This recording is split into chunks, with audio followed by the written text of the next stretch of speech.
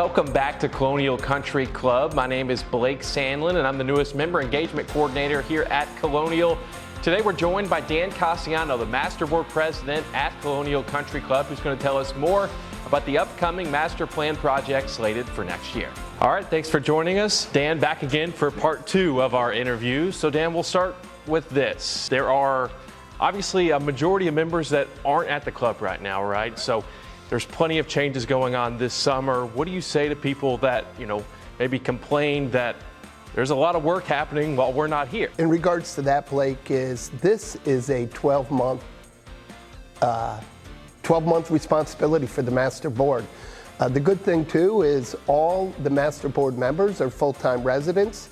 The job of governing Colonial doesn't stop.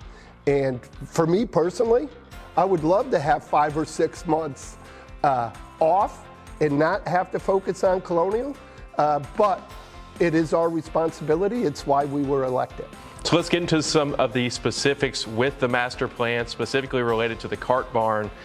You guys quoted that the temporary use of cart barns will cost around $20,000 per month. Is this the best option during renovation of the new cart barn? It's the opinion of the board that it's not. And a lot of this centers around the burden that is put on the Golf Village members. We are trying to limit the operating expenses and outflow of cash from our Golf Village members. So, to put up the temporary storage would require us to have a covered facility, the ability to clean the carts, also charge the carts, make sure they're safe, and we would have to permit that. So the thought was, let's get that cart barn done at the time of our course opening so we can meet the needs of our members. What kind of estimates have you guys received for the planning of this master plan project? Yeah, so I'm excited to report we've received 5 quotes back from very qualified general contractors.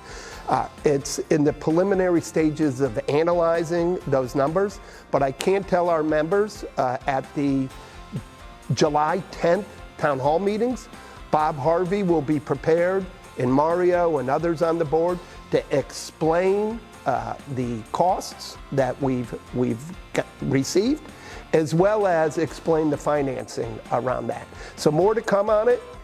We do have the qualitative aspects of the RFP, but we don't have a lot of the quantitative aspects, references, timing,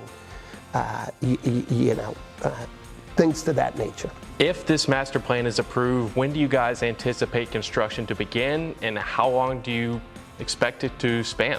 So at the July 15th board meeting, the board will be voting on Pro Shop, Cart Barn, and Community Center as defined in our governing documents as maintenance, repair, replacement.